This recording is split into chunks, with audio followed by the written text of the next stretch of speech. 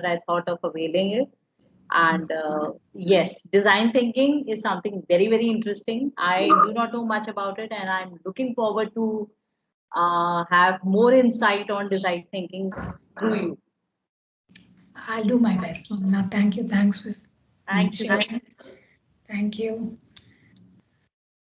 In fact, I'm personally looking for this session today. I mean, Meenakshi being one of the expert and an educator from Stanford D School, I'm sure she's going to contribute something great. So I'm really looking forward to this session, Meenakshi. Fantastic, fantastic. I'll try to do my best. 2 hours, It's not enough, I know. I know that's not enough. We are not doing time to be interacting with people who are so much interested. So I'm also extremely thrilled. Yes, Dr. Preeti, please. Hi, good evening everyone. Myself, Dr. Preeti Bhosle. I am based out of Delhi. Presently, I am working as a senior research fellow in AIIMS Delhi, that is All India Institute of Medical Sciences Delhi, Department of Neurology. And my specialization is Ayurveda. So I am here in Ayurveda related research in neurology. Sorry, I just lost the last part. My specialization is Ayurveda. Okay.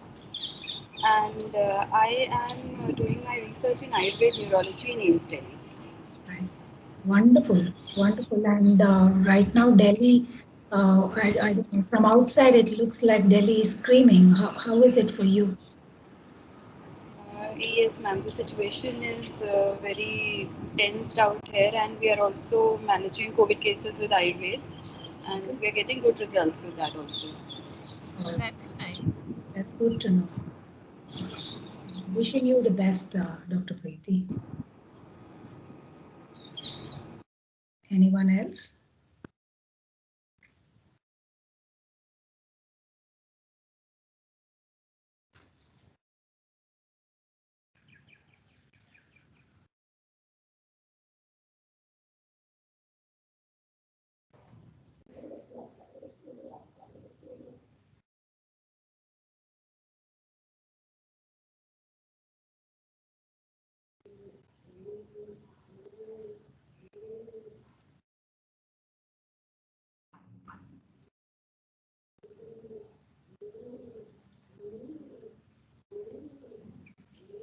Shinu, you can let me know when we can start. Sure, ma'am. Just give me 2 more minutes. I think we'll start there. Definitely.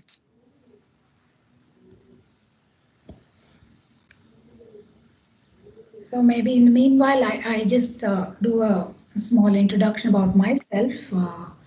I'm a passionate learner, and I've had my ups and downs. To Like see your face. Sorry. Want to see your face? Oh yeah. Oh yeah. Oh, I almost forgot. Yeah. Thanks, Sheena. So passionate learner, and I have been a passionate teacher too. So if you ask me, yes, I'm a social entrepreneur, but I have all these other faces which make me complete. So my complete self is one part is like you grab learning, you find a partner, and fortunately, I got one who would share the passion with me for learning. And so my husband and I, we kind of share our learning, literally share our learning cycle. Like he reads something, I read something, we go for long walks. All this is pre-COVID, of course. We go for long walks, and we share with each other, and that's something I kind of thrive. And I also love to share what I learn with people around me, and that's what got me into my social entrepreneurship as well. And I run Eugene Education Foundation, based out of Bangalore. And this Eugene Education Foundation works with rural teachers, in fact, rural school adults. That's what we do. And we work with the school teachers, school leaders, and the local bureaucrats. And we work towards improving the quality in schools. So we think that by strengthening this community, these three people, and we think they are a community, just that they are not a community today. From whatever our experiences tell us. So we use design thinking. Babu and I both went to Stanford to learn design thinking, and I also did my master's in innovation and entrepreneurship through HEC Paris. And again, this fundamental question of and Babu is a HR person. He has headed HR in organizations like Flipkart, and ShopClose, Reliance. So all startups, and help them scale. And time and again for him, it was like going back and telling people there's no quality, and firing people was such a heartbreak. For me, it was more like I worked in the rural setting for a long time with an NGO, and I taught rural kids for 6 years through technology. And in fact, during those period, I found that when teachers came to my sessions and told me, "Ma'am, what you did in the class worked in my class as well." So that's when the spark came. Okay, so I'm so passionate about reaching out to children, but what if I reach out to just one teacher? That's going to change a whole lot of things, and it's going to change year after year. It's a ripple, and it's a very big ripple that can be created, and that got us into Eugen. Of course, we had to think a lot. We backpacked and went around, had our day jobs, and did this as a passion thing. And when we went to one place in Tamil Nadu is where we come from. So we went to Tamil Nadu. We did, we were actually reaching out to different sets of teachers: primary, secondary, high secondary, people who teach MBA. We wanted to listen to them. We wanted to understand what their problems were, more than saying, "Okay, we know how to fix your problems." We wanted to listen. And while doing this, we also shared our knowledge. So we did workshops with them. And in one workshop with government school teachers in Tamil Nadu, the chief education officer was present. He was sitting there for some 2 hours, and this was from morning to evening. We didn't know much about the government system and all that. And then he came and told us, "Okay, fantastic. This is a very unforgettable day for our teachers. Can you do this to all my teachers?" So we thought, okay, 150 teachers, so maybe 150 more, so shouldn't be a problem. And he was talking about 17,000 teachers. We got scared. We just disappeared from the scene. We ran off. We were living in Delhi at that time. We literally ran off, and we had to think a lot. It was a big call. It was a big ask from us. We had to figure out how to put food on table and what to do with our future. So a lot of questions to answer. Finally, we said, okay, we'll give it a shot. And 1 year later, we started Eugen. We again visited the same person, same district, and we found that the opening was still there. They really wanted us to come back and do something there. So that's how it started. And we are working with an educationally backward block in Tamil Nadu. This is Thiruvannamalai, if some of you know the place. So that's where we've started our journey. We're hoping to, innovate. We're hoping to get the best for these people. So one fundamental question that we've been asking throughout is, we are very fortunate. We could get best things from the world, and especially my HEC, journey was extraordinary. It was emphatic. So why should it be so expensive? Why should it be so inaccessible to the common man? That's again a very, very fundamental question that we got ourselves to ask, and that's what has brought us into this entrepreneurship. So I think I have given you a lot of information about you, and now we would jump into. Is that okay, Shinu? Should we jump into? Yes. In fact, I thought of introducing you, but then when you said you talk about it, I think who else can better do it. So of course, Meenakshi is an expert into it, and I don't want to waste a single minute, stealing it from her. Let's get on to the design thinking, and I'm sure whatever she'll talk about is surely going to get a lot of benefit to the session. And thank you so much, Meenakshi, for joining us this evening, and I'm sure I'm gonna love this session. Thank you. Over to you. Thank you. And I'm going to turn my camera off Sure. so that you would be able to see the presentation in full. So just tell Seeing me the if, presentation full, all of you can pin the presentation screen, so you'll be able to see the full screen. sorry, is it visible now? For us, it is visible. Absolutely. All right. All right. So it's in fact a pleasure. Like I told you, I identify with women entrepreneurs very strongly. I identify with women very strongly. And I think, we have a lot of solutions to offer. So here we are sitting together, and it's such a pleasure. I can't tell you how much happy I am today. So design thinking. I want to tell you that we will be looking at design thinking, but we'll be looking at design thinking from a very, in many ways. In fact, we're going to look at ourselves, introspect. We're going to do a little bit of exercise. Even if you wouldn't share it over the microphone, I think it's all right to keep a notebook and do these exercises that I intend to do with you today. They're going to be revealing. I feel it is revealing. It was revealing for me.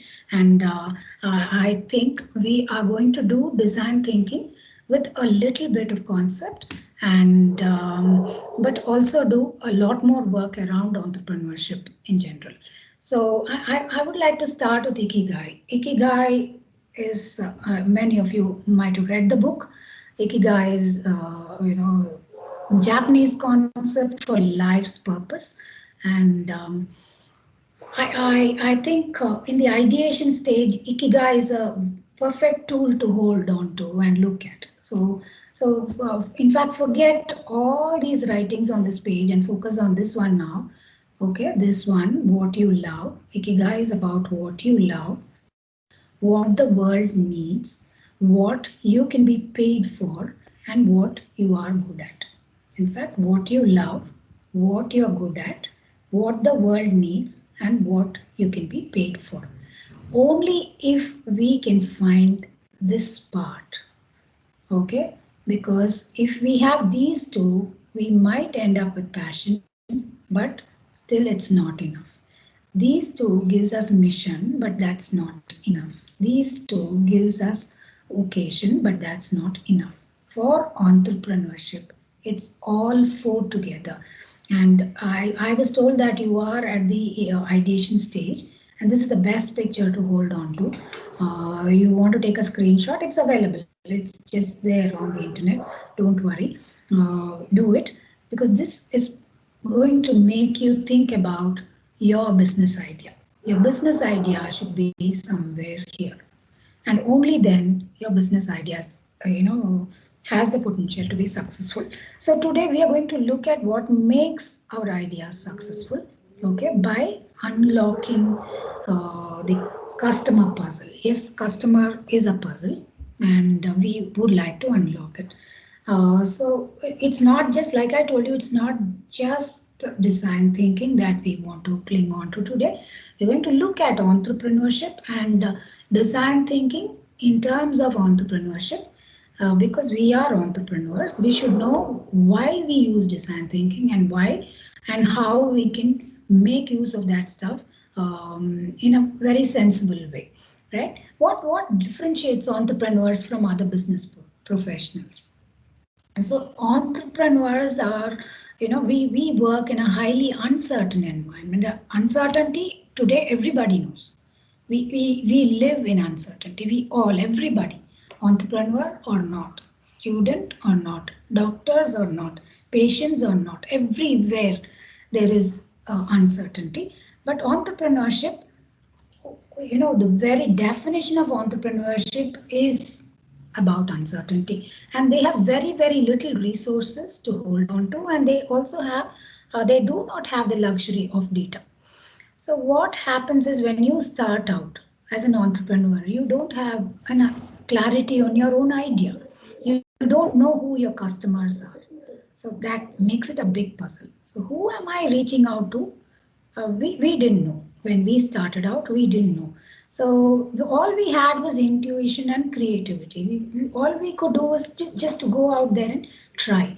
And I wouldn't say even today, I have a lot of clarity around what I want to do. So the experiment continues, right? So this is where concepts like design thinking can be really, really helpful. So what do I mean by design thinking? Design thinking is a systematic approach. It's a very, it's got steps to follow. So you go through these steps one after the other, and to identify opportunities. It's basically to build innovative solutions. So there is a problem out there. That's what we want to acknowledge. And how do we bring in some innovative solution to solve this problem? That's the simplest definition I can give you about design thinking. So it's basically an approach for innovation. That's how you can think of design thinking. So even though it is about innovating for the future, this is something you need to understand. We think about innovating for the future, but counterintuitively, it does not start with thinking about the future. You don't start there. You don't start from the future. You start with the present. All right. It starts with the pain points of your customers. Your potential customers are hanging out there. You want to understand them. You want to find out what causes pain to them. What are they experiencing today? Okay, and you are going to solve for that. You're going to bring innovative solutions for that. So that's what design thinking is. It's a human-centered approach to innovation. So it basically integrates three aspects into it. And you can see it on the picture on the screen. The first is the need of the people. So that's where everything starts. Somebody has to feel the need of your product, of your service. There should be some desirability, customer desirability. If that is missing, nothing is going to move. Okay. And the second is the possibility of technology. Technology, it could be technicalities as well. So it need not be. So design thinking is not entirely about technology. So technology is part of design thinking process, and because technology is part of innovation process. Innovation is not synonymous with technology, right? You all know that. So this feasibility is whether, so first is whether somebody wants me or my product. Secondly, will I be able to create this product? Is it feasible? And then the requirements for business. Is it viable? Will it get me money? Will it, will it be bought by my consumer? If that is not there, if it's not going to make a business proposition, then you can't treat it as a design thinking problem, right? So today we're going to focus more on the first aspect, which is desirability, because we are talking about customers today. So it is customers' story. So how is it structured? Today I've structured it like you will be given some concepts. I have to tell you that it's not entire design thinking packed into a 2-hour session, because it's not possible. Design thinking has to be, it's a mindset, in fact. So we should be learning very important concepts, which we will be eventually doing today. There are stories that you will be listening to. You'll be seeing a few things on the screen, and these stories have immense value, okay? And of course, we're going to have loads of fun by doing some things hands-on. We're going to introspect, in fact.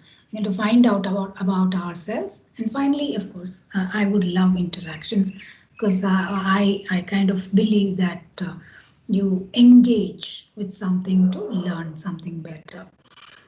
So this is the structure that I have put in. So we're going to bring in social psychology, we're going to bring in entrepreneurship, we're going to bring in design thinking. all in our 2 hours time. All right. So in the end, I think there's also a question, what's that, a quiz. In case you don't, you're not able to answer, you get something wrong, you can blame it conveniently on me because I have not delivered something properly.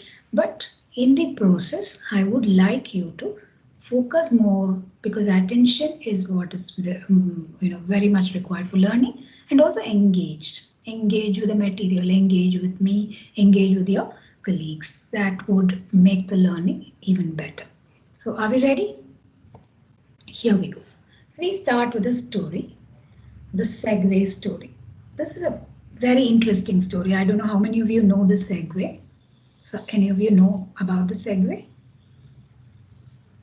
All right. So this is an interesting story about a small, lightweight product. You see that product there.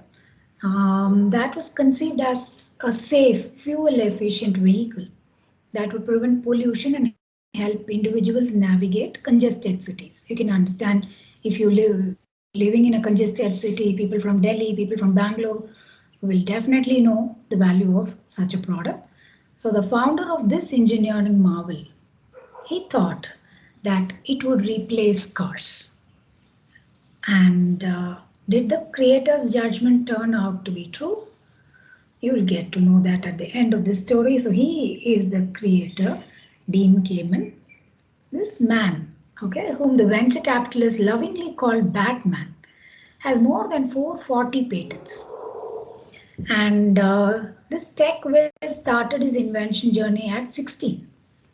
He was just 16. He redesigned a museum lighting system, even without the permission of the museum manager. And only after he fixed the system, he went and asked for permission and he got it done. Okay, it was bought. As an undergraduate student in the 1970s, he invented the drug infusion pump, which got him very high profits, helping him buy a jet, a copter, a mansion with baseball ground and whatnot, his own laboratory and all that. And in the 1980s, he came out with a portable dialysis machine, which again was a huge success. So you can imagine the brain, the brain of this man and the kind of magic that he can bring through his inventions. So this man, in the 1990s, he, with his extraordinary engineering skills, he designed something called the iBot.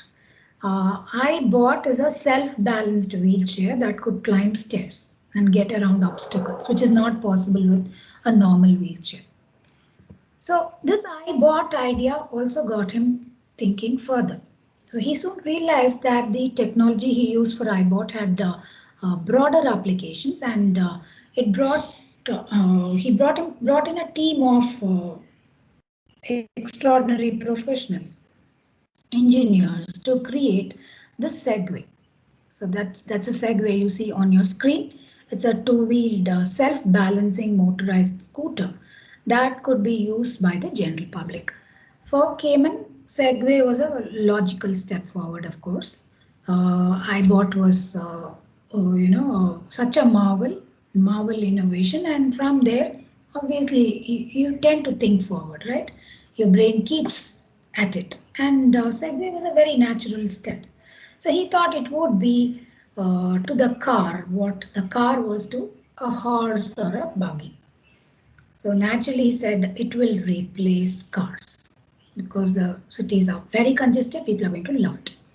The invention captivated many investors, including Steve Jobs, even Jeff Bezos, many people, many greats, in fact, who thought the machine was as original and enthralling as the PC. That's what Steve Jobs said when he looked at the machine. And it was retailed at about $1,500.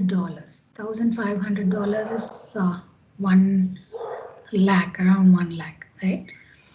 When it was introduced in the year 2001.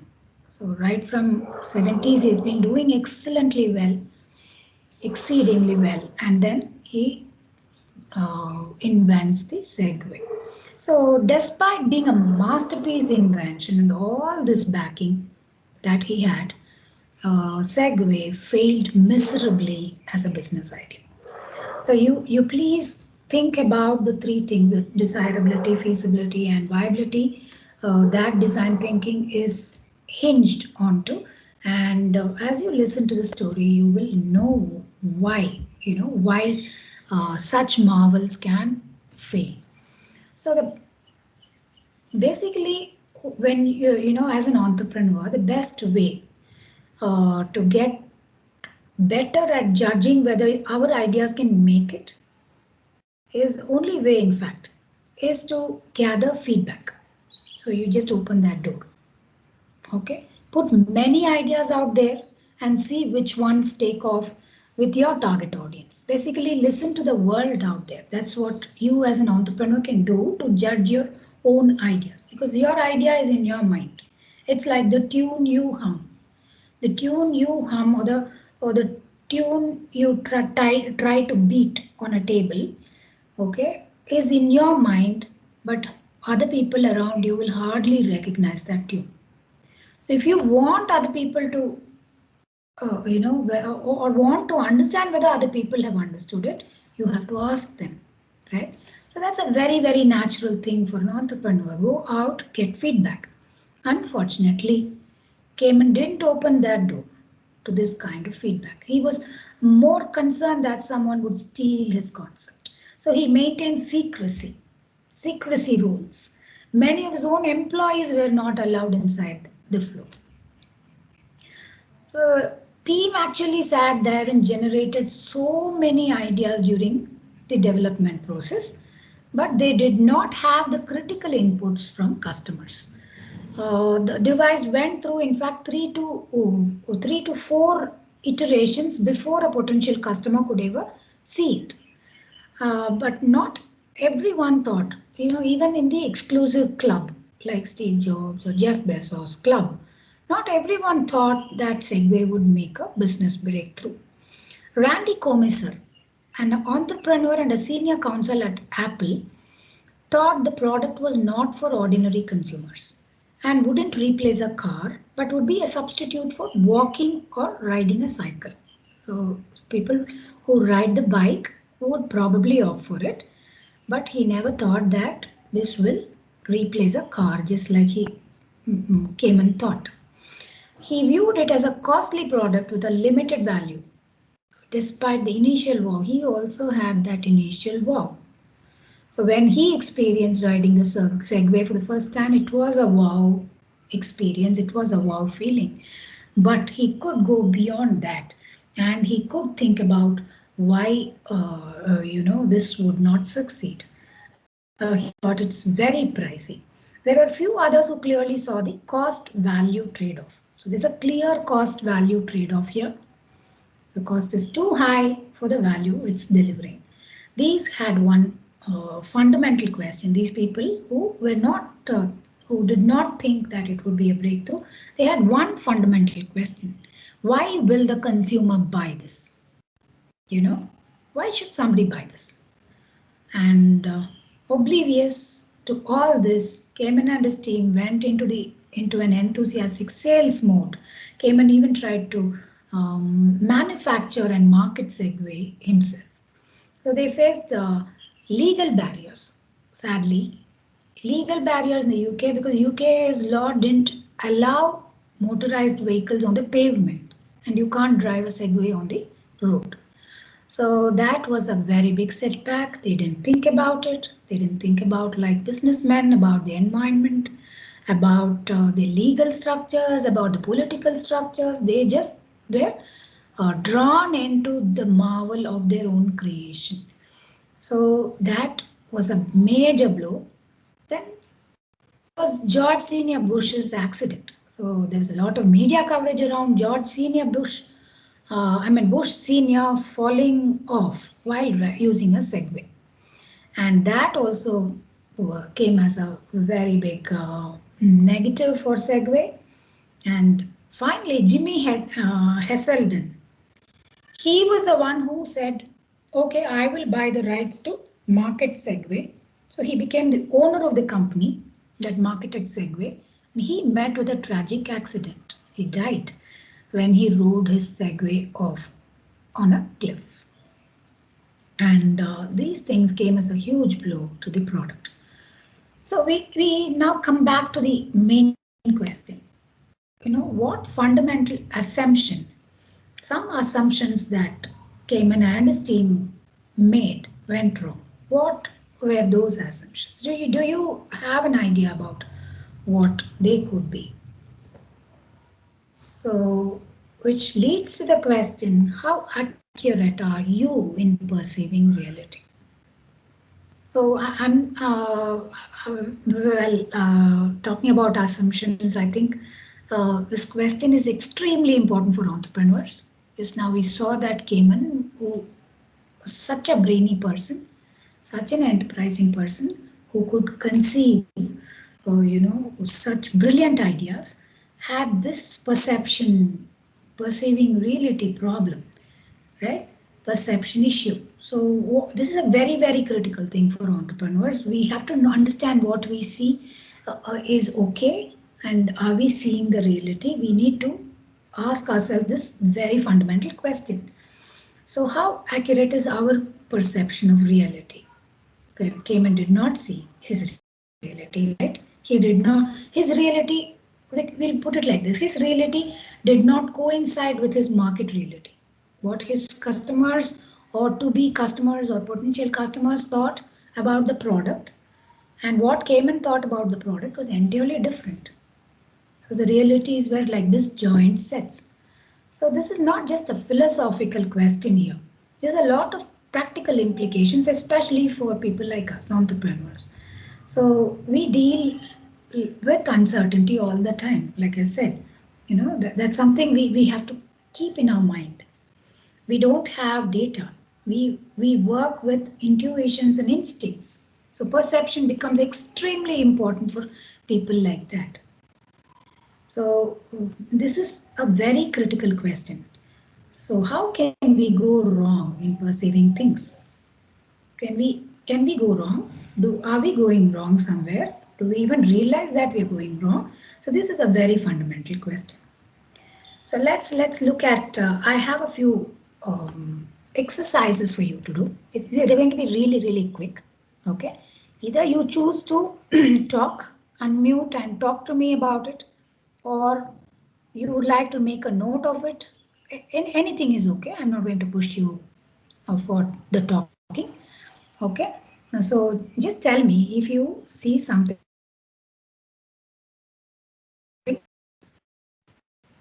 quickly.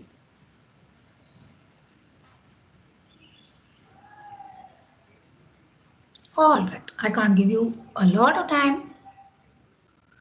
So I'm going to tell you what is odd about this picture. Now can you see what is odd about the picture? There was a 10 diamond in black. Those who know cards, playing cards, those who use playing cards will definitely know that 10 diamond is a red card, right? So we don't even realize. When I looked at the picture for the first time, I didn't notice that. And it's possible that we don't notice something which is very, very familiar to us. Now, next one. Is there something wrong with this picture?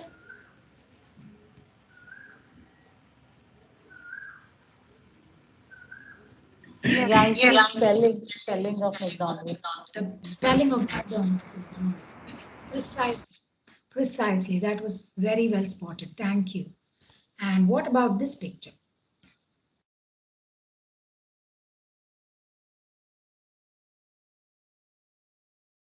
Two people shaking hands. Too many fingers. How many? 12. 5 fingers. 11. I can fingers. see 11. Yeah, 5 fingers. 6. That's what you meant. Yeah. 6, including the thumb. Right. Right. Okay. So now I'm going to show you a magic trick. All right. It's a very beautiful video. Just sit back and enjoy, and we'll discuss about it. need to reshare the and switch on the audio because audio is not heard. Okay, okay, it doesn't matter. I'm going to tell you about what he's doing, and the audio is not so important. Just get glued onto the screen. Watch his trick. He's going to make do a card trick here. Okay, he's a psychologist come magician, a very renowned magician and a psychologist, and he's going to do a card trick, a very simple card trick. So don't bother about the audio. It's okay if we are going to watch it like Chaplin movie. It's okay. Oops.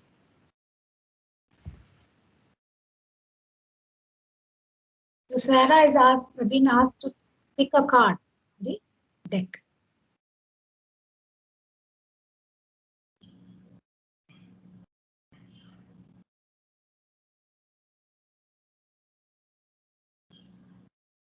So she's going to show us which card she selects.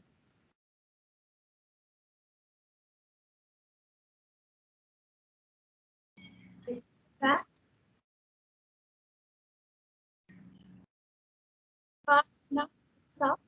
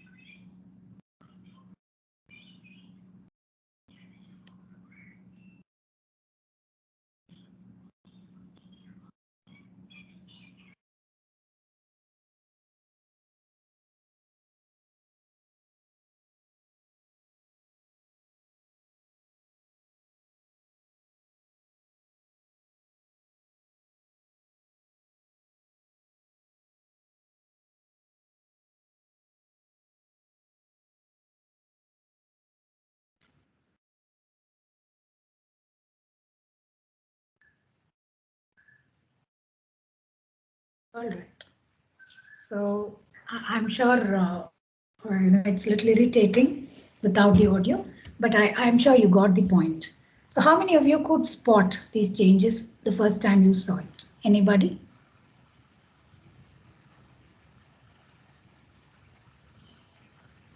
No. No? Okay. Neither did I. So it was, there are many experiments like this. These are experiments more than magic shows. These are experiments that psychologists do.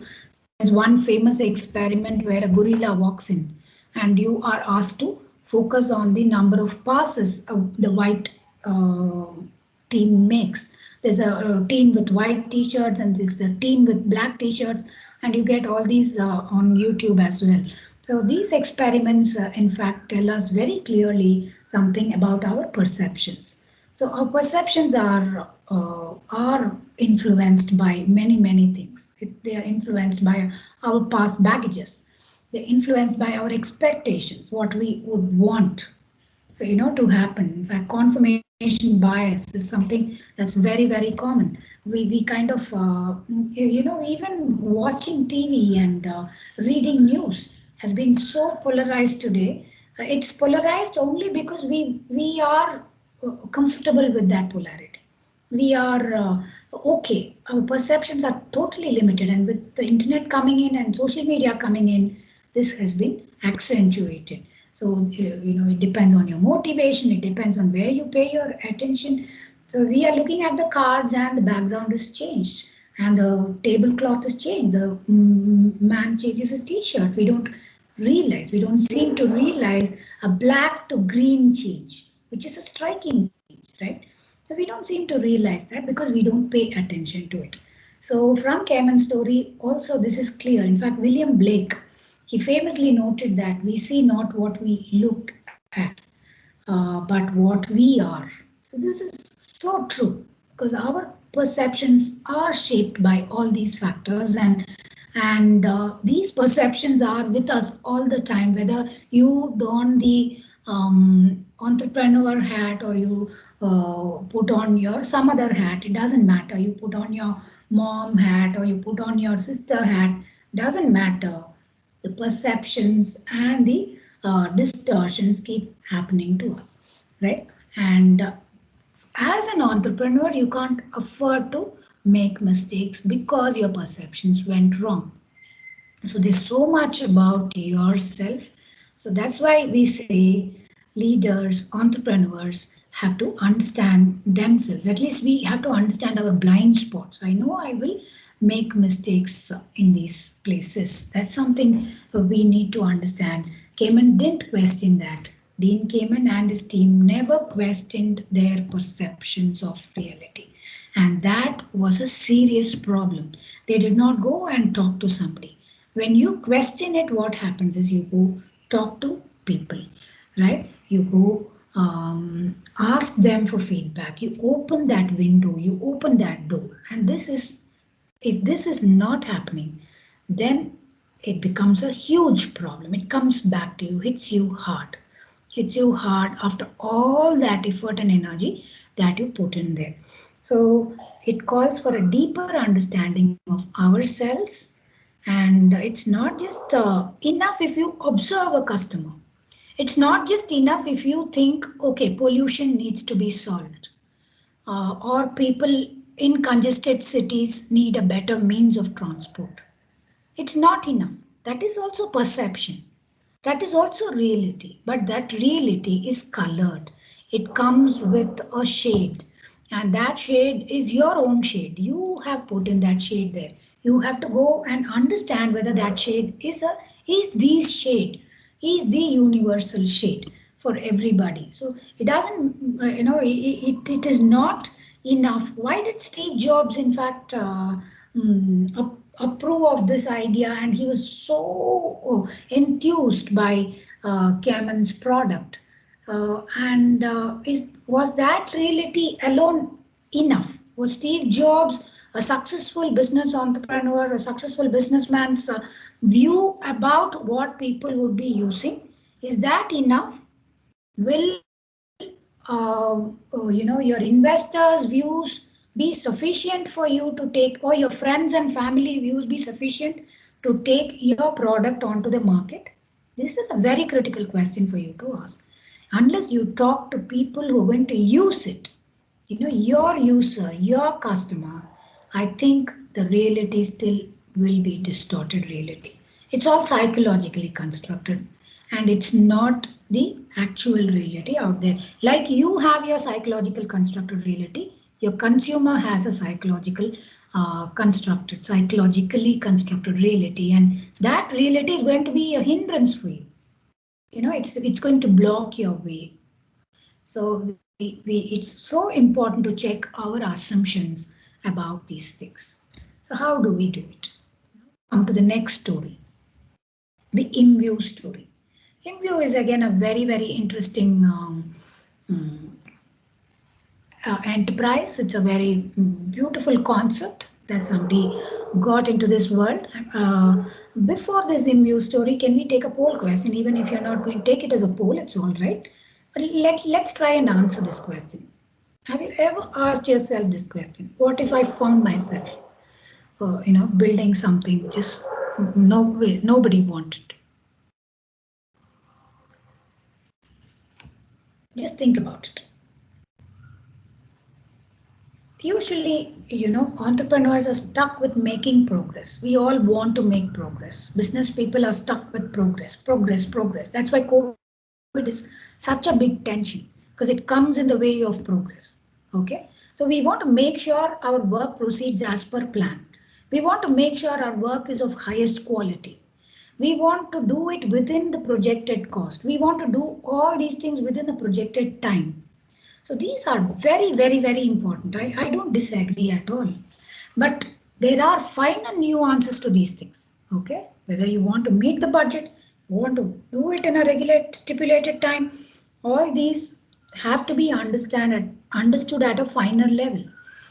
but there may be something more fundamental to entrepreneurship. More fundamental, the first question we can say, okay, and that is this question. So what if I find myself building something which nobody wanted? How does it matter if you do it on time? How does it matter if you do it within your budget? Maybe then just focusing on our team's effort is not what that will take us to our goal. So our goal is to sell a product, right? To become a business organization, business person.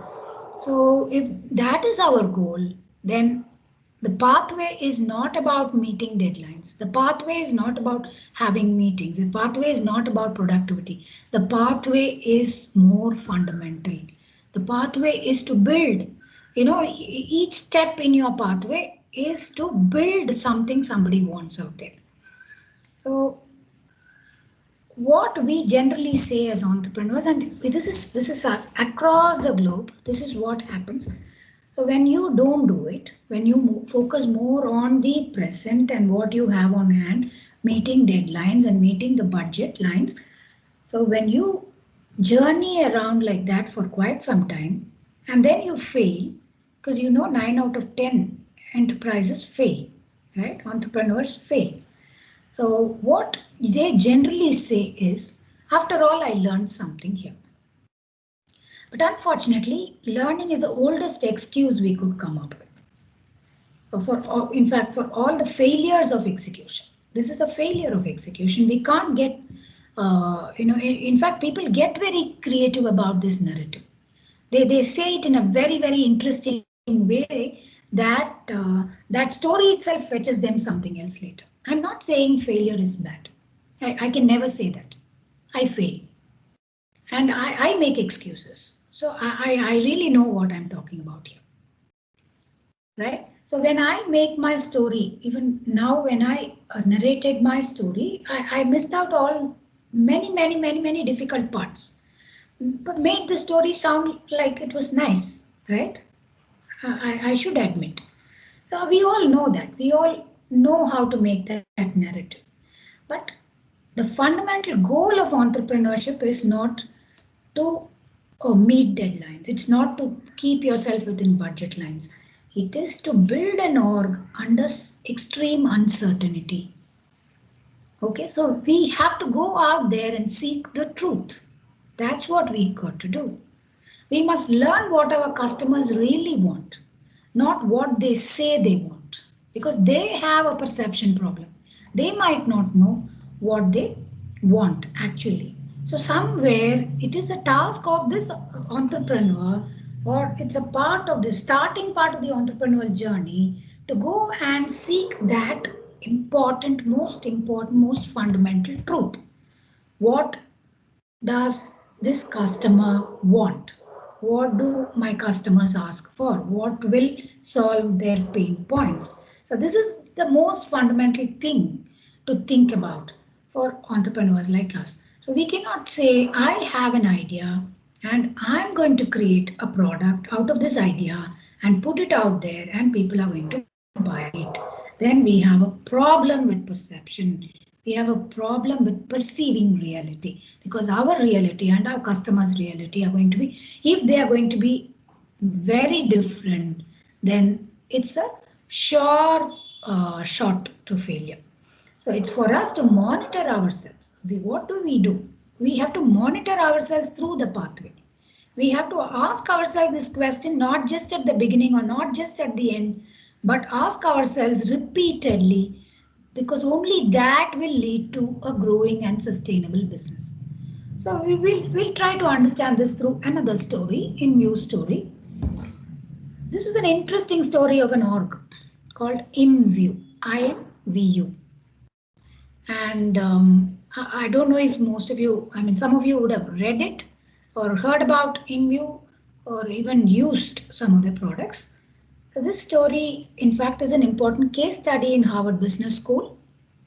And it's also narrated to entrepreneurs worldwide as a classic example. So this story is written, the case itself comes from the founder of IMVU, one of the founders of IMVU. He wrote the book The Lean Startup. If you haven't read the book, I would recommend very strongly for you to read the book. It's available on Audible, it's available on Amazon. So please get a copy. If you're comfortable with hard copy, please get a hard copy or listen. Audio book is available. It's a masterpiece. It's simply, it is a must for entrepreneurs. If you are intending to start your entrepreneurial journey, or if you want to understand entrepreneurship, I think this is a very beautiful book to hold on to.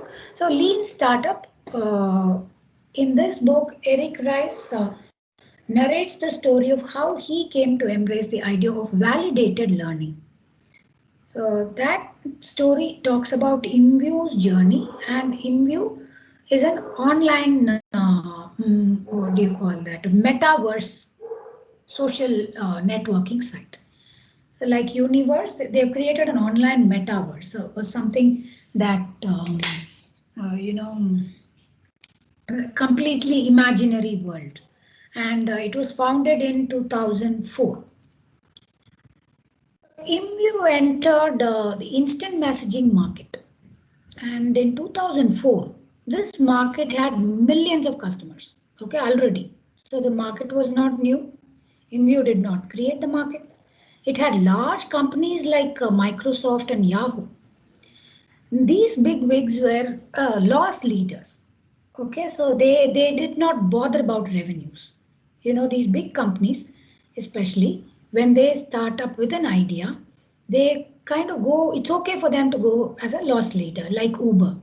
You know, Uber, that's what Uber did, right? They went as a loss leader, but their only goal was to go and catch markets. They wanted to get into markets and spread widely, so that over a period they will convert it into revenue generation. So revenue, they don't start with revenue generation, but small players like IMVU cannot afford to do that, right? So these people were loss leaders. They had meager revenues from advertisements, some small amount. It was very small. So the IM market works on strong network effect. That's a very critical thing when you talk about instant messaging. So what is this network effect? So imagine a world where only you have a mobile phone. What will happen? What value does that mobile phone have? Nothing, right?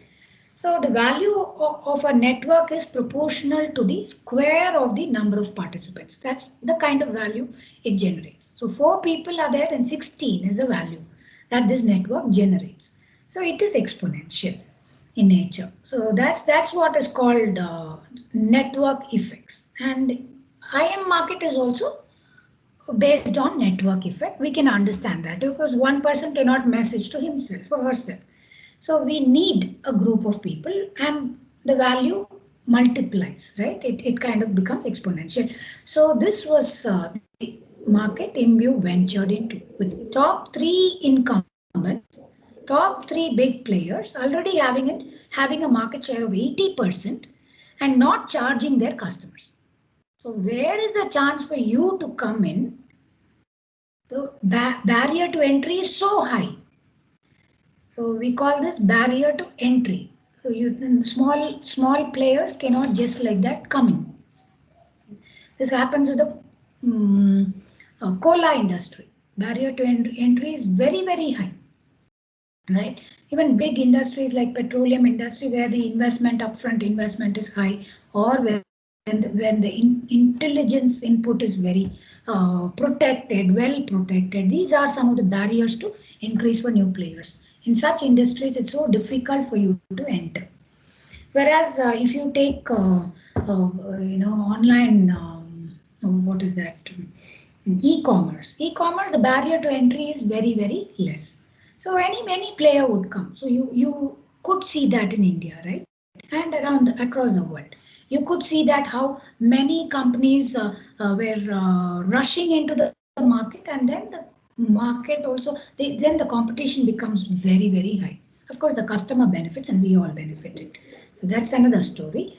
So this InView had 3 top players with 80% market share and they're not charging their customers. So barrier is very high. If you switch products, you should take all your connections with you from one instant messaging. That's what is happening with WhatsApp, and if you kind of understand WhatsApp and Signal or Telegram, that's what is happening. That's why WhatsApp did not budge in so easily. They knew what was happening. They knew their power. They knew their network effect, a network strength, right? So that's a very difficult thing. You can't take the whole lot of people with you when you're moving from one network to the other. So InView had to do something radically different to attract customers and make them pay. They created a virtual world and a 3D video games and avatars. Those pictures, like you don't have to put on your picture in a social media platform where you have these avatars, and these avatars will be your face in the social world that you exist. So InView team was very confident that their add-on product, which sits on any IM, so they made it like it will sit on any IM network and all kinds of computers. You would be able to use their programs, their add-ons. So they thought it is going to go viral. All right. So they were very confident. They did their market research as well. It was not like empty-handed. They came in empty-handed. They did their market research. They paid up companies. They did. So they got some data, initial data, all that they did. They worked relentlessly for the next 6 months. So within their grueling schedule, there were many arguments among the founders for which features to keep, which ones to discard. In fact, their main fear was, what if we create something of a bad quality? This will ruin our reputation, especially Eric Rice, who was the software brain behind this. He thought his reputation was at stake if he created something of a bad quality. And so they had to honor deadlines. The keeping deadline was so important for a startup, and so they raced against time and they launched the product as planned. And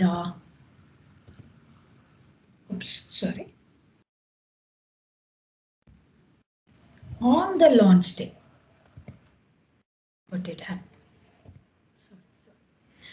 So on the launch day, what happened? They were waiting, teeth clenched, their escalated breath, fear, lot of fear. They were waiting for the customer response. They just wanted their customers not to come back and tell them that their product was bad. They feared that the most. And then nothing happened. Nobody tried their products. No downloads. Absolutely no downloads. So they started working towards, in fact, they were kind of relieved. That's what he says. They were kind of relieved. At least they didn't get a bad feedback.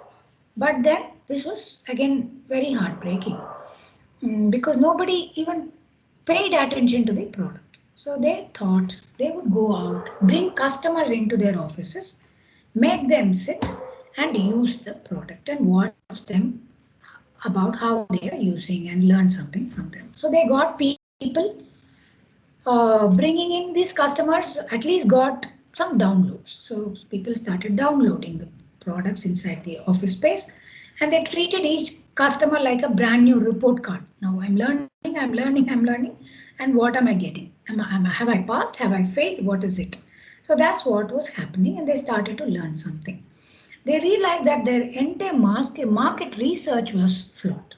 So much money and effort and all that they had put in before even starting out their development, they realized that all that was wrong. So what did the customers tell the InView team? What happened inside those offices? What were some of their validated learning? So they were forced to listen to these customers and listen to them intently, not just listen, but also watch what they were doing with their product. Okay, the customers were downloading, they were trying out the product, which features are they using, what are they liking, what questions are they coming up with. Is it easy for them to maneuver around this metaverse? So many things they could observe when people were actually using the product. So customers could not tell them what they wanted.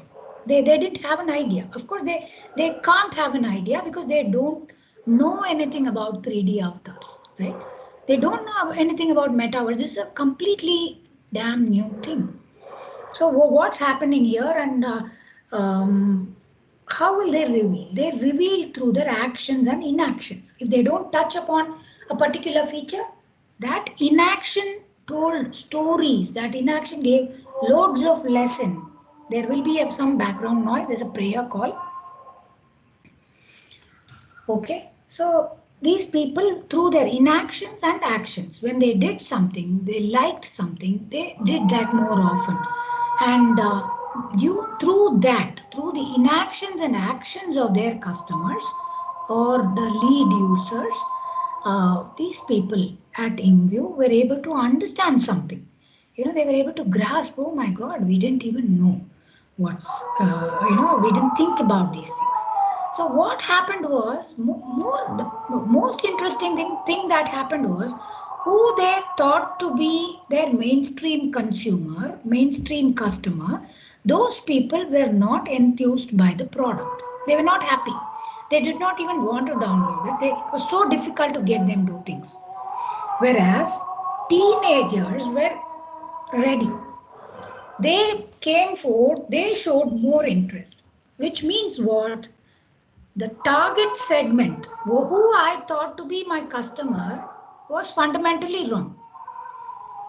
So I could go wrong and create a product.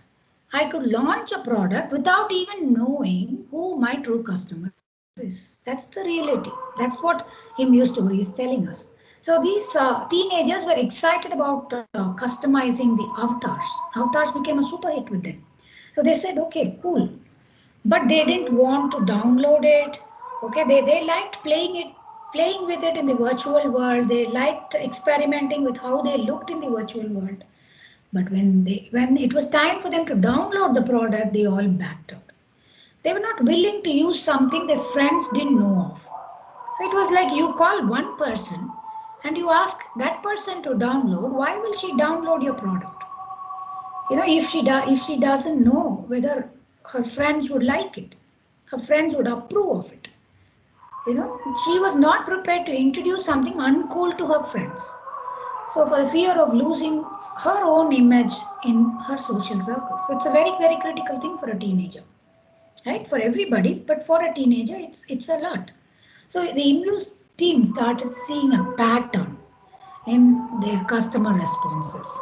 They tweaked their product continuously, okay, step by step. With every customer, their learning became more and more and more, and with every customer, they started making small tweaks. And they tried to create something which will fit customer needs. So customer always revealed what did not make sense to them and called out the fundamental flaws in the product. So they always do this. When you engage your customer, when you bring them, when you somehow, you don't even need to have a full-fledged product to do it. That's the best thing. So basically, InView's customers, they kind of tore down the product. They tore it apart bit by bit, and they tore InView's initial strategy. Because initially, InView team, which was so focused on strategy, they were bent upon to become great strategists. And Eric Rice is from, he's not from Harvard, but I think he is from one of the Ivy Leagues. I forgot which one. So these kids actually, they were all repeated entrepreneurs. They had prior experience in entrepreneurship.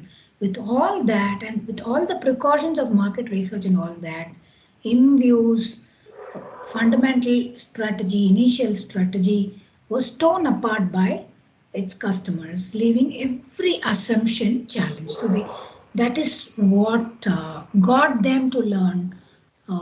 It got them validated learning, in fact.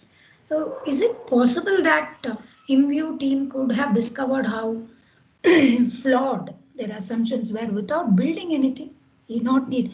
You don't even build a product, but is it possible to get these understanding somehow from the market? In a startup, who the customer is, what they might find valuable, these are completely unknown. We don't know. When we start, we don't know what somebody will like. We just know we have a very, very rough idea of what we are good at and what we can deliver and what we think is needed out there. Okay, so learning is an essential unit. Every step, every step in your entrepreneurial journey, if you put learning in front of you, then that means you're making progress. The progress is not about meeting deadlines or keeping within budget lines. It is about uh, putting learning forward and trying to uncover truths. Look for those truths. Understand those fundamental truths about your customer. That's the first step.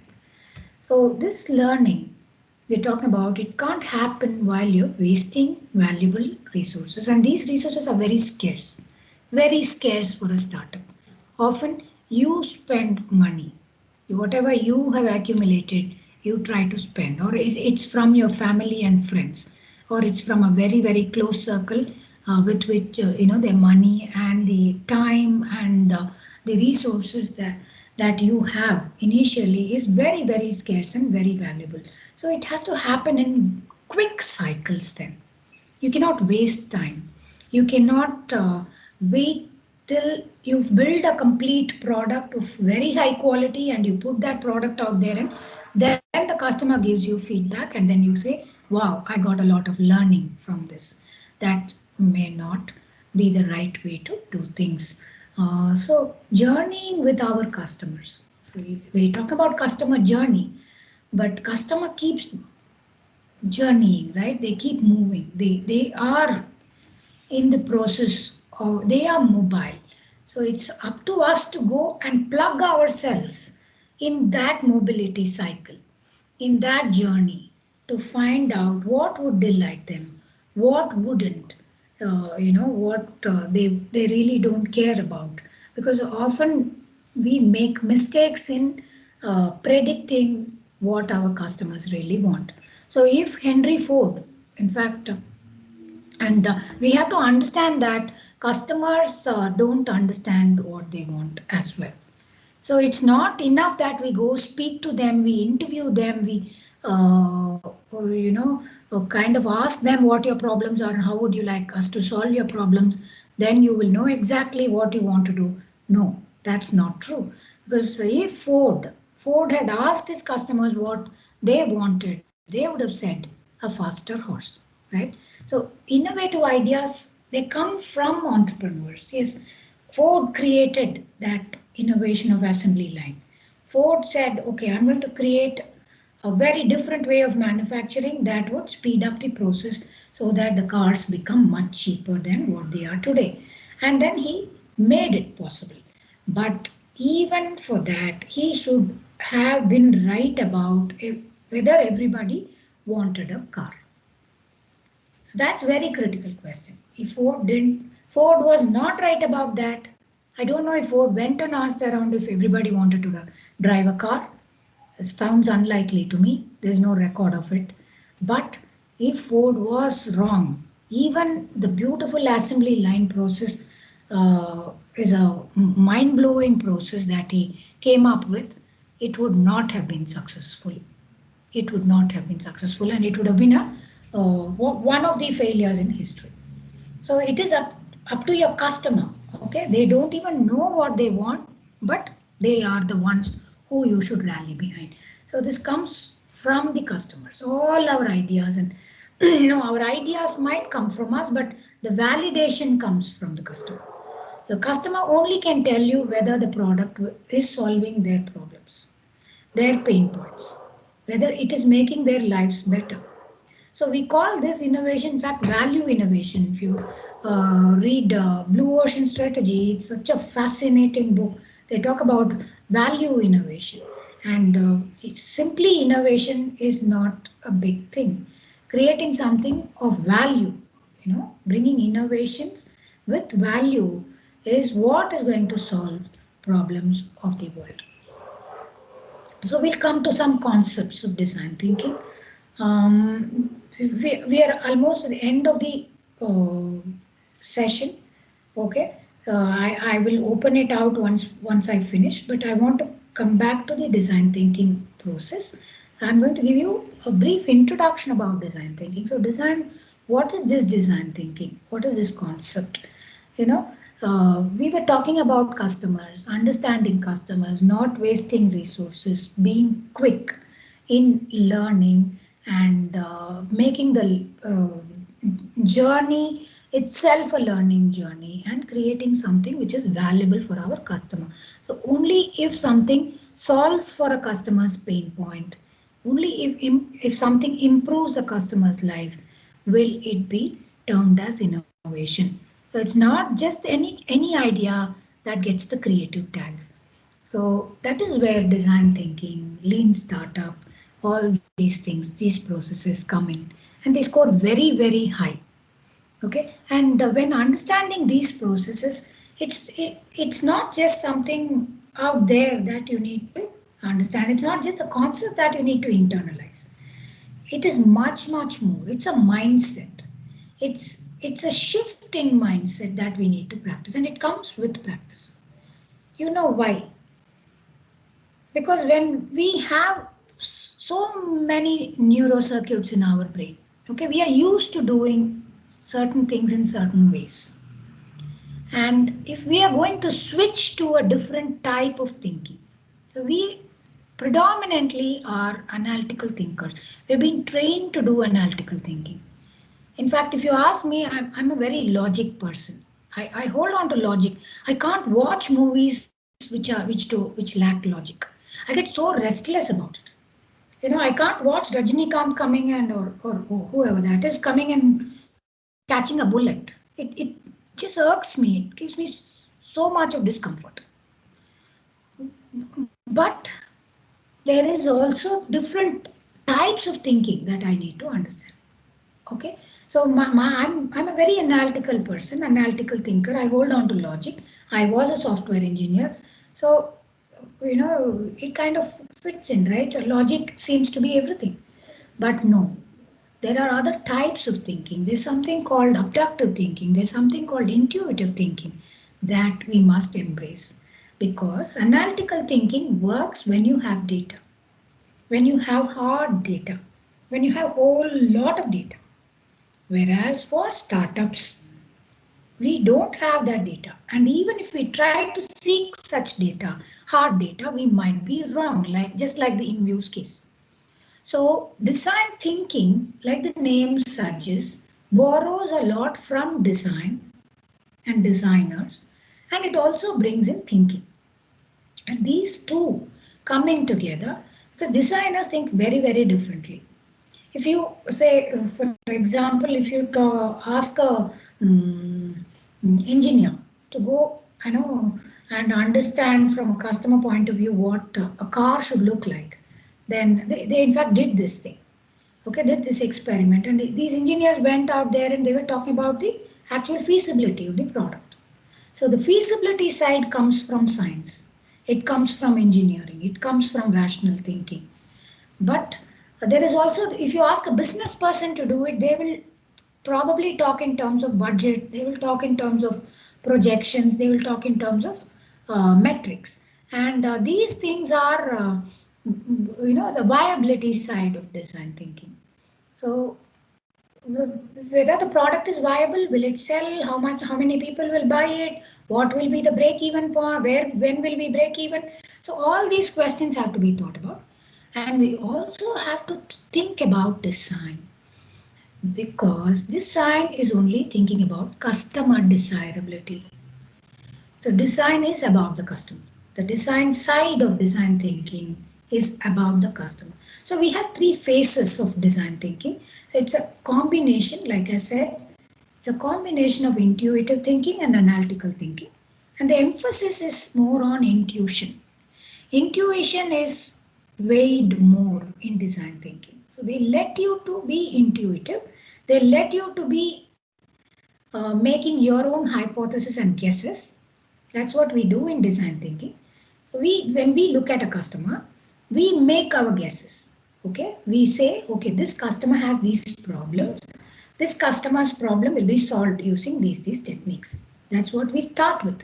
We kind of guess. We do the guessing work. We kind of look inside us for questions as well as answers. Okay, but the best part about design thinking is it counterbalances itself with analytical thinking. So it asks you to do the scientific work.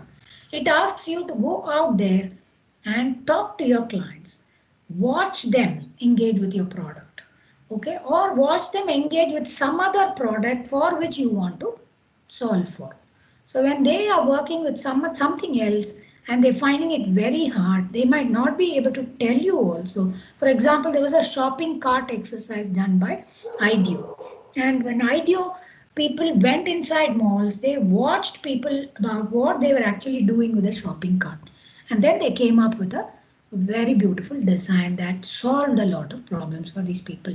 So they saw how people were actually using other shopping carts, other models, and they found out what was not working in those models and solved for those design issues.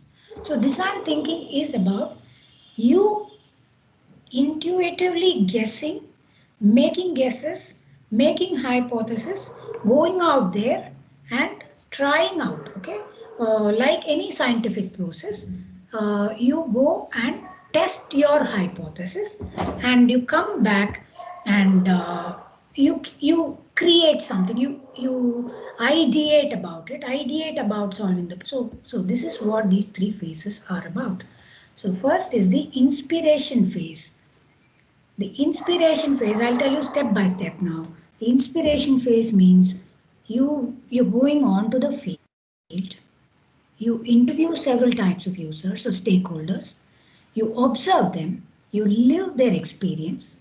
That's very critical. You live their experience and then you collect data in different formats. You take pictures, you take videos, you take interviews, you do a lot of data collection, whether it's quantitative, qualitative in nature, all kinds of data. You bring it back to your desk, to your team, and then you sit together and identify patterns. So when you put out all these information on the wall in front of you, that is customer persona. That is customer journey. That's all it is. And it need not resemble anything. That's why I'm not even showing you a picture of what customer persona is. Whatever, however you want to imagine, however you want to organize and reorganize your data. Some data is going to become waste. Some data is going to reveal a lot to you. So you have to identify, you have to rearrange, you have to play. That is the puzzle we were talking about. That's the customer puzzle. So the inspiration phase is nothing but identifying the customer puzzle, identifying the patterns and framing a hypothesis. You frame.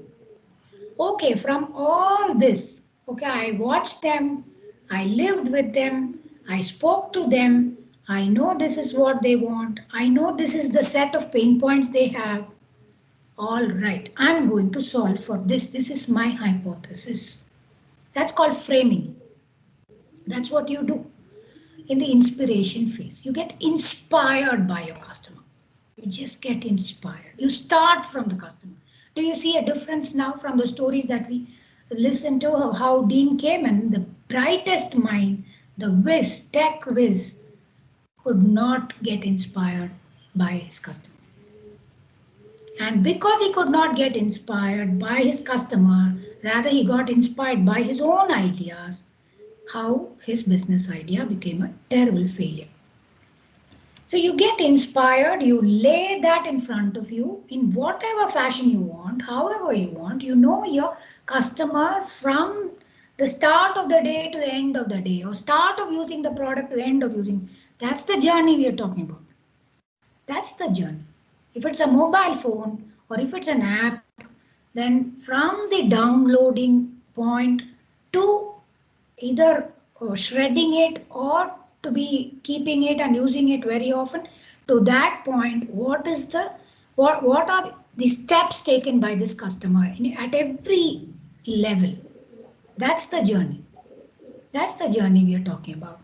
And we get inspired and we collect so much data, and then you create a hypothesis or many hypotheses that you will go out there and test. But before testing, what you do with those hypotheses is that, because now it's intuition, right? You have created something from your own intuition and from the understanding that you got from your customer. Now you got a mix of these two. Now you completely come to ideation part, where it's a more flaring type of exercise. You just flare. You just expand. Don't stop yourself. Don't use and. Don't use but. No idea should be stopped with a but. Every idea should be compounded with an and. So we say yes and, yes and, yes and. The ideas can be completely radical and unimaginable. There's no question of feasibility here. Your aim is to just generate as many ideas as possible. Normally they say 60 to 80 ideas is a good start. That's the kind of idea generation you have to do. And you don't stop your team. This is a teamwork, and this is a place where you lay all the facts that you've collected about your customer in front of you. You have your customer journey, you have your customer persona in front of you, and you start ideating for your customer. You think that this idea would solve the problem. Again, we are not testing it, right? So now comes the implementation phase. So the implementation phase is where the actual experimentation happens. And you create rapid prototypes, small, very quick sample solutions. And just understand that these need not be of the highest quality. Because if you are going to wait for highest quality, it is both time taking and money intensive, resource intensive. So you don't do that. Instead, you create solutions. In fact, people, very successful entrepreneurs, one person that comes to my mind is the Dropbox guy. And he didn't even have a prototype. He just did a presentation and sold his product. He didn't even have software that vaguely resembled what he wanted to create. Nothing. He didn't write one line of code. He created a presentation, he sold his product. So that prototyping can be very, very raw, and it has to be very quick, because this is the learning phase. This is where you think you have understood your customer. You think you have ideated fantastically. Now you go and implement it. And during your implementation phase, you want to test out whether you were right about your intuitions, about your thinking. So that is what implementation is about, and you test it out very, very fast. So instead of spending 6 months and creating high quality product that customers don't want, like our InView team, this is the phase where we try to learn very quickly from the response of our lead users. So we have a set of, then we go and find those lead users who will use our products, people who are readily willing to give it a try. And those people are our assets. So we want to catch hold of them, and we want to try and get as much feedback as possible from this phase. And just remember that this is an iterative process. And the learning from the implementation phase, the last phase, leads to inspiration phase. So you again go back to your customer. Okay, this is what I learned. So where do you learn? You learn it from the customer. See, you go back with your product, you go back with your prototype, and test it out with the customer. Then learn, come back and ideate. So this is a fabulous process, and it's a very rapid process also. You don't take too much of time here. All right, now let me just drink some water.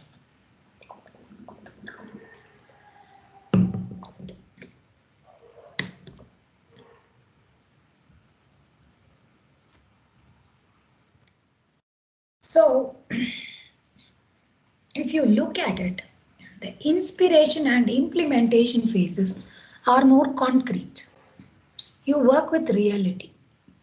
In the inspiration phase, you work with your customers who are real people. In the implementation phase, you test your ideas with your customers. Again, it's a very, very concrete phase. Whereas the ideation phase is it's an abstract phase. No, you're not working with anybody there. You're working with your own team. And you kind of build fort in the air. You can build completely anything in the air. In your own imagination. That's what you're doing there. And then these two have there is a focus and flare process that happens throughout design thinking. During the inspiration phase, you actually diverge. Okay, when you start with your customer, you diverge. You try to get as many things as possible from the customer. Once you get it, you put it on your desk, you put it on the wall, and there you kind of focus, you converge. Okay, so there's a divergence happening where you go to the customer, you completely diverge and bring as much as you can, learning about the customer, bring it onto your table, put it out, lay it out. Now you kind of group them, you assort them. That is a convergence process. And then during the ideation, you diverge. It's a completely divergent process. You don't stop yourself, you flare.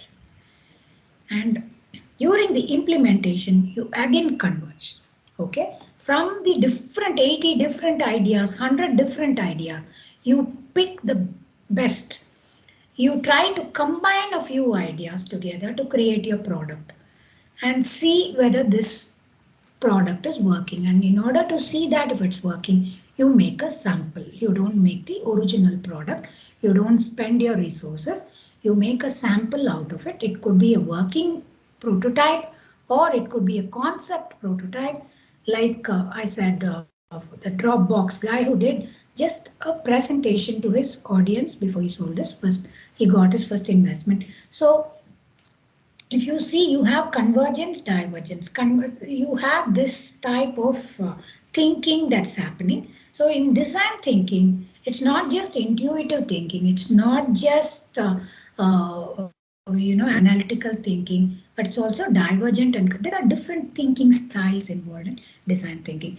And when we say there is a shift in thinking that's required, it requires a lot of effort from us because our brains have a lot of neuronal networks, right? And if you want to redo one network, say shift one network, or take out one network and create one more in its place, we need to put in a lot of energy, which means we need to put in a lot of practice.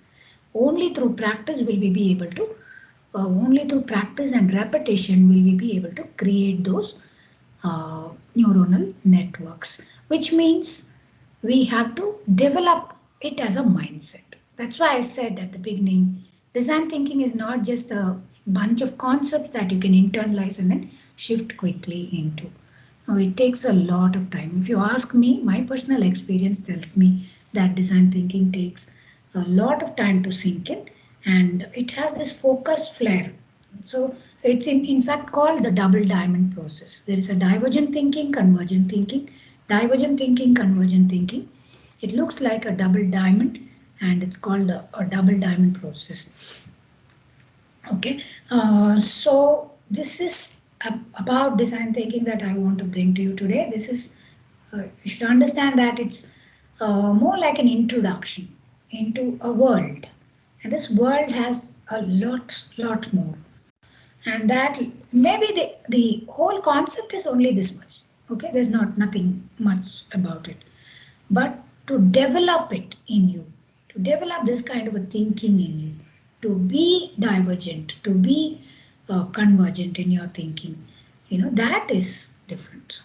And you will also see, if you Google design thinking, you will see different types of so here we have this inspiration, ideation, implementation for phases, but this is from HEC Paris.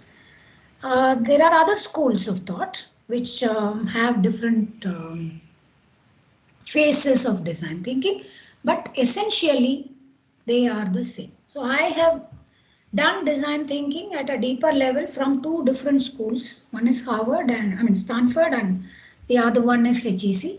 And I don't see a big major difference in the process. The process is the same. The naming and naming convention, all that, and how they split it is slightly different. That's all right. That doesn't matter at all. But I thought, this three phases is easier to internalize. It's rather easier for me. So it was easier for me. So I thought I should share with you the HEC way of design thinking. All right. So this is the brief introduction. Now it's up to you. There's much more. I'd be very happy to interact with you on a different occasion about design thinking or entrepreneurship in general. But I would also want you to understand that this is a mindset. I've been telling you this for many times.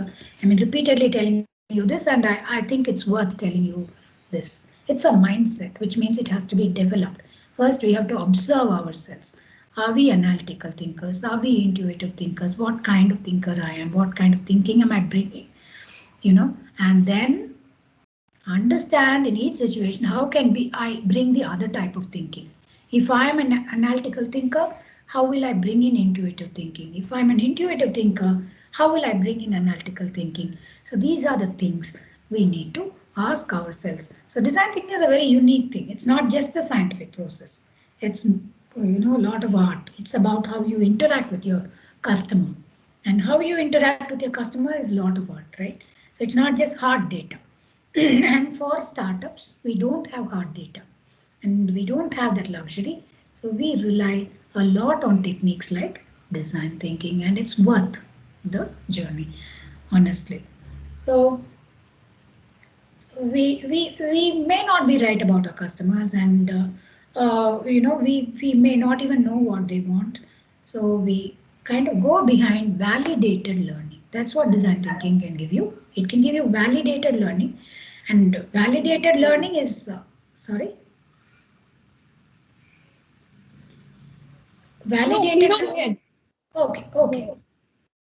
So it's about discovering valuable truths, especially about the customers, and that's what is going to get you be successful. So we must kiss a lot of frogs before we find the prince, and that's what sets entrepreneurs apart. So that's why, in fact, I put this picture here. Remember of frogs, many frogs before you find your prince. And I think that's what makes entrepreneurs very special, right? They're special people who embrace uncertainty. They are people who dare to kiss frogs. So that's something I like being an entrepreneur, and I like about entrepreneurs too. Yeah, I open it out for questions. Let me just come back.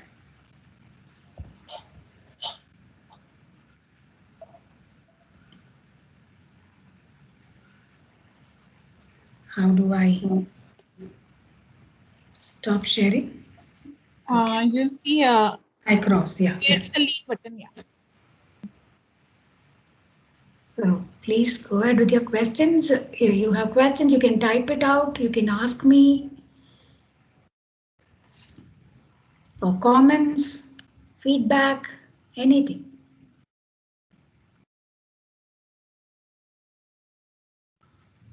Well, Meenakshi, now I have a question. Please. Since now, say, all these participants are in early stage of designing their idea and working on it. So would like you to just talk about in brief, like now today when they go back, how do they apply? What should they do on their idea? Say, for example, my idea is, I want to start a small consulting firm. That's all. The consulting is maybe related to, I'll start doing digital marketing. I'll make some brochures, leaflets, and I'll do some social media, support for some, that's my small idea. Taking my idea, or any other idea for that matter, can you just talk about it? How do they go? I mean, you have, of course, introduced the principle, but just to make it more simplified and benefit of the audience, can you tell how can they go back today and apply the principles of design thinking and evaluate their opportunity? Right, you are a marketing person, and you will know what I mean by going back to the customer more than anybody, more than me, I think. So I think when we talk about market and when we talk about customers, how much do we understand them? Because the market to be entrepreneur is a large group of people. We don't think in segments. We don't think about narrow segments, and we don't know which of these groups. So when we think of, okay, people, I want to start a consulting firm, but who is my client? That's my first question. And do I have clarity? If I actually look at it, there might be many segments in the market view that I'm holding. And that segmentation becomes extremely critical and doesn't come naturally also. So that's when you go there and you talk to people, and you choose people. So initially it is all very murky. I don't know who to talk to, so I talk to anybody who comes my way. And as I am talking to any person that comes my way, I also slowly gather some insights and patterns. And then I realized that maybe, I'm not looking at this group as my target audience at all. This is not for small businesses, or my idea is only for small businesses, or my idea is for small business people who are small women entrepreneurs only. So my target segment becomes clearer and clearer and clearer. So my first step is extremely murky, and then I venture into that murky water and I find some pebbles which are more attractive than the others. And I choose those pebbles and start working with them. Now I understand. I do the customer journey map. I understand what exactly the challenges are for these firms. And each one will tell you a different story because each one's a different business. And then it's up to me to find a clarity or a pattern. I come back with all that data, I sit and break my head, and I now know a pattern. Now I devise a product. My marketing consultancy is going to do these things. It's exclusively going to do these things. I might have a lot of skills, but not all my skills are needed for my customer. So that match is what I need to start with. If I don't know that matching and I create something and wait for a customer to come, that becomes a huge problem for me. So I go into the customer segment, I ask them their problems, their pain points. So even if they have, very different kind of problems, they put in a lot of data in front of you. You come back and you analyze those data, and now you know with your set of skills which one you want to match. You can even drop something there. You don't have to, pick something and exercise or venture into it, I would say, because those things are waste of time. When you talk about the lean concept, particularly, the lean concept says you have to be very choosy and picky about what you want to do. In fact, your customers may ask for a solution. That solution may be very costly, but you can come up with, that is where innovation comes in. You can come up with a very creative, so this happened with IMView. So IMView's customers wanted their pictures to be, their avatars to be mobile on a screen. Okay, and that's what they said. But IMU thought it is a very expensive exercise. So they did vanishing and reappearing in some other point. They thought customers are not going to like it. But because they had created a virtual world, it was like disapparating and apparating, like vanishing and like the Star Trek effect. Vanish from one place and appear in another place has that magical effect. And they all liked it. They all liked it even better. So sometimes what happens is your customer asks for something, but you will not be able to deliver that exact thing, but what you deliver might be a super hit among your customers. Even as a consulting firm, what you create for your customer might be extremely innovative and something the customer has not dreamt about. That's what innovation is.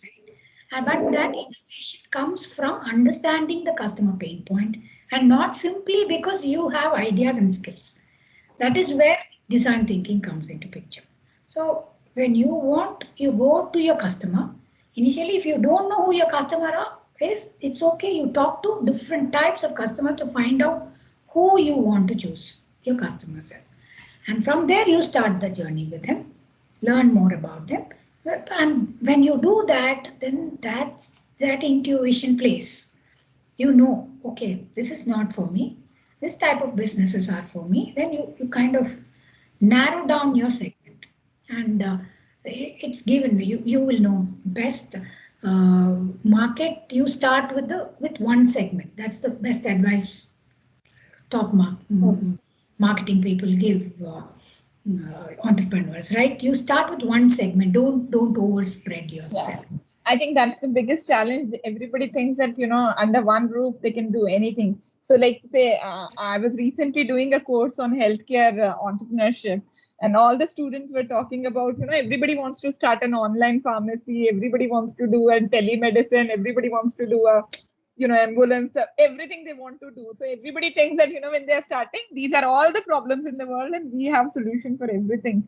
So I think that's one thing that all of us need to understand, that don't try to do too many things in one go. Another challenge that I've seen is when we are talking about the customer's pain point. One is, if you ask, say I go to a doctor and I'm saying I'm down with fever, right? So they'll say, okay, down with fever, take a medicine, but probably fever is not a problem. Fever is because of something which is happening. So people don't identify the root cause of the problem and they understand the problems, which is not actually a real-time problem. So can you help us understand how can we identify those pain points using design thinking? Is it possible to do it in a better way? And then don't have too many problems, I think, right? Right. Design thinking is about uncovering such problems. So the fundamental thing is you do it till you uncover the fundamental problems. I'll tell you the example from my own firm. So what we thought was, initially we thought we should train teachers, and when we train teachers, the students are going to be, there's better quality learning happening inside the classroom. So that was a blanket understanding that we had. And from my own teaching experiences and all that, these things came. So when I went into the classroom, we not just spoke to the teachers, we spoke to them, we watched them, we watched their internet habits during the breaks. We saw how they were, what they were watching and how they were watching, whether they were watching or listening to things. And when we observed them in their classrooms, we spoke to the kids. And all these different things. And we also spoke to bureaucrats. So we will have a casual conversations with bureaucrats about a particular school in that region. And we found that there was so much of rift among these communities. The head teachers and the teachers in many schools had a lot of rifts, lot of problems. And bureaucrats were completely insensitive about the teachers' problems. And there were teachers who were carrying water to their schools because there was no drinking water facility. There were teachers who were, putting from their money from their salary to employ an extra hand because they were the only teacher in the school. And extraordinary stories we found about teachers. Because initially our thought was public school teachers are kind of lazy. They are bad. They don't like to work. And that's why the whole system is suffering. The quality in classroom is suffering. But that's not that might be, there might be some cases of it. I'm not saying it's entirely green. But then this fight between these two groups, that was creating even bigger problems. Problems bigger than lack of resources. And we had to solve for that strengthening and that community building. So our idea from training became community building. It changed. And we cannot simply say, okay, this is what I find and I'm good at and I'll continue doing what I want to do. Yeah, very true. We also found that school leaders were not trained in leadership. They just became leaders by default because of their tenure. So there is complete lack of leadership, and that lacuna has to be filled. So we decided that we'll work with school leaders on leadership. We'll work with teachers on certain areas, science of learning and science of well-being. And we will work with bureaucrats on design thinking and bring a lot of empathy into the system. So bring these three groups together as a community. So this is what happens when you go dig deep down. You see a very, very different picture emerging. Absolutely. So I think all of us need to understand that we need to deep dive into the problem to understand. And the more we go deeper inside, I think we'll have a more clarity about what we want to do and how our customers' problems look like. And the solutions will definitely come better off in that case. That's right. That's right. Thank you so much, Meenakshi, to clearing all the doubts, and I'm sure they'll get benefited out of it. Anyone has any other question before we close for the day? Yes, Meenakshi. I just wish to understand one thing, that if the institutions, educational institution, be at a school level or at higher level, why is it, since we have, everybody understands the system, why are we into this, profession of teaching and learning? Still, why is it that the government or the institutions, like private institutions, they are not working on this idea of design thinking, right? And once the institution is started, gradually we see over a period of time a lot of issues coming up.